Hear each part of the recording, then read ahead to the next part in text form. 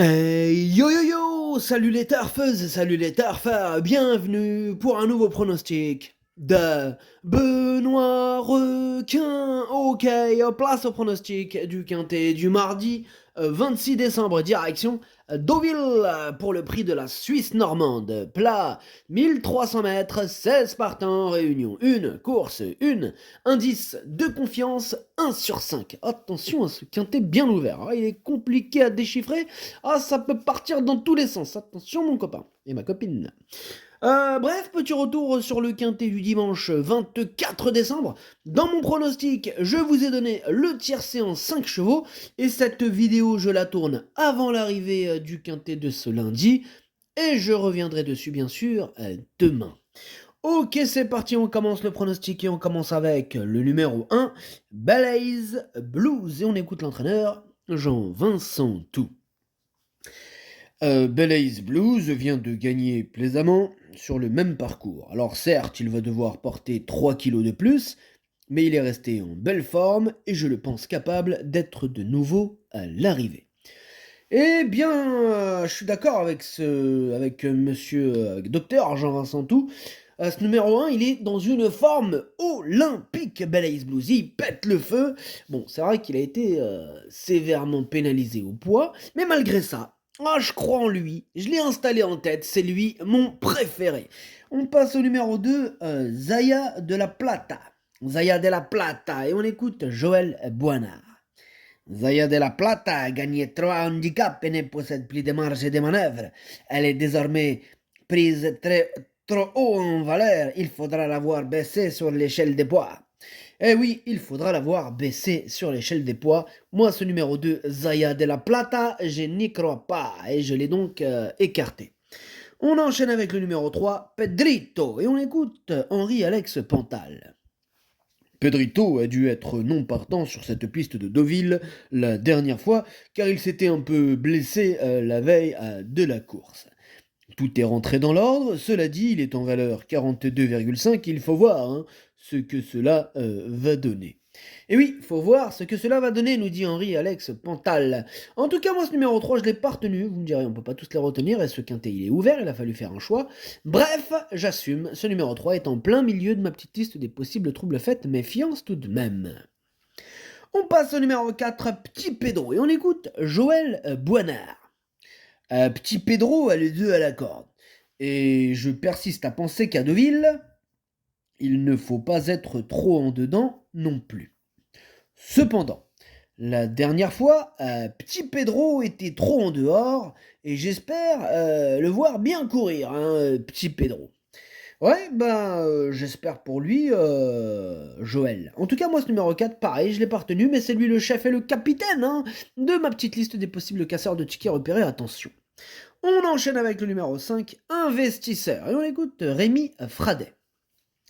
Investisseur ne cesse de nous faire plaisir ces derniers temps, bien que pénalisé, il s'impose à chaque fois plaisamment. Cependant, cette fois, on doit monter de catégorie et la donne sera différente, mais au regard de son excellente forme du moment, on a le droit d'y croire. Eh oui, on a le droit d'y croire, Rémi. Enfin bref, moi ce numéro 5, je l'ai pas retenu, c'est un regret, c'est mon deuxième cheval de complément en cas de ne partant, attention. On passe au numéro 6, Sarah Spring, et on écoute Stéphane Wattel. Sarah Spring est d'une belle régularité, mais a beaucoup couru cette année.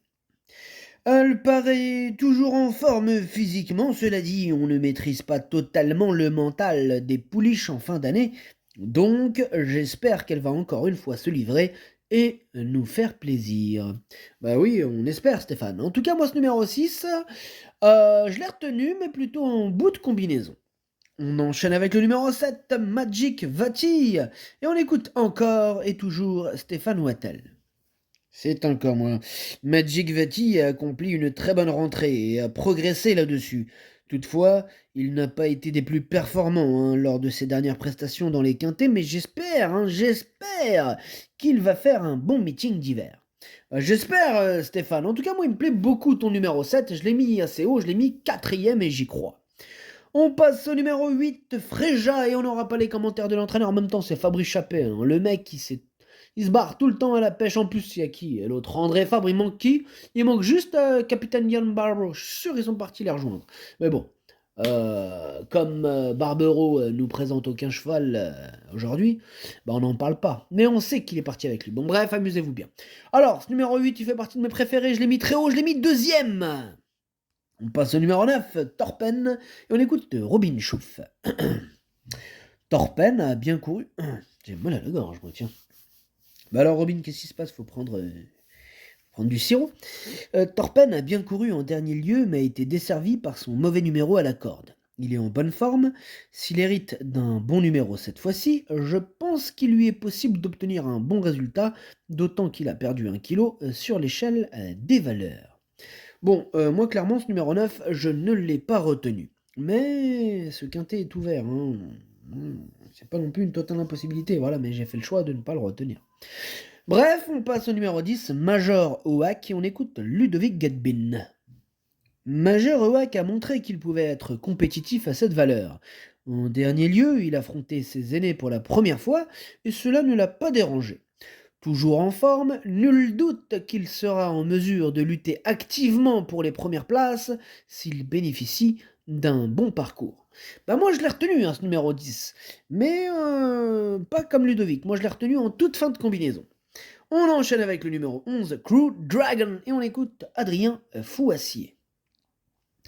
Crew Dragon a les moyens de bien courir, même si je le préfère sur le gazon.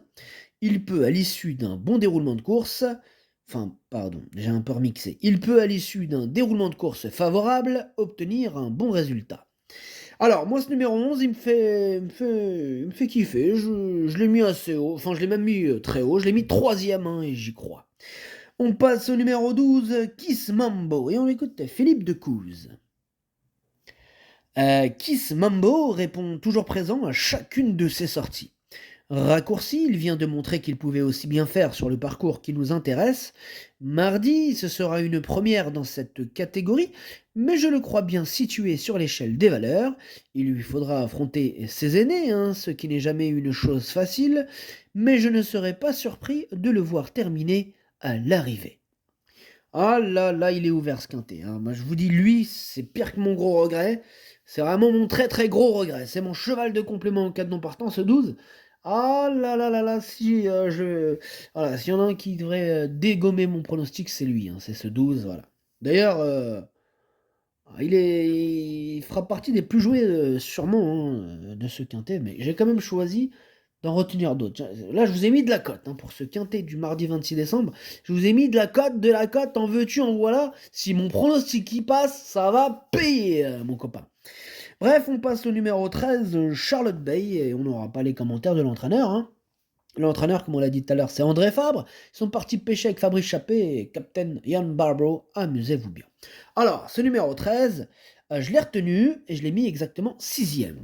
On passe au numéro 14, Feel Your Power, et on écoute Henri-Alex Pantal. Feel Your Power aura les œillères pour la première fois afin de le motiver un peu. J'ai du mal à le retrouver et je suis dans le doute. Ouais, il est dans l'expectative, Henri-Alex Pantal avec son numéro 14, que je n'ai pas retenu, mais qui est quand même à l'arrière de ma petite liste des possibles troubles faits. Et c'est ce 14 qui clôture en même temps cette liste. On passe au numéro 15, Territory War, et on écoute Maurizio Dalcher Sanchez. Territory War vient de faire sa rentrée après avoir été arrêté durant quelques mois. Il retrouve progressivement la forme, il s'est déjà imposé sur ce tracé, on peut le voir pour une place, mais pas plus que cela. Eh bien, ce numéro 15, moi il me plaît bien, je l'ai mis 5e. Et on termine avec le numéro 16, Jen, et on écoute François Montfort. Jen vient d'effectuer sa rentrée où elle avait besoin de se remettre dans le bain. Elle va cependant, je pense, encore manquer d'une course. Je pense aussi. En tout cas, moi, ce numéro 16, je ne l'ai pas retenu. Le pronostic, ça donne As, 8, 11, 7, 15, 13, 6, 10. Merci d'avoir suivi cette vidéo. N'hésitez pas à mettre un pouce bleu si la vidéo vous a plu. Pour accéder à tous mes tickets pour la course du quintet, rendez-vous directement en description de la vidéo. À jouer avec modération. Bonne chance. Chopez-le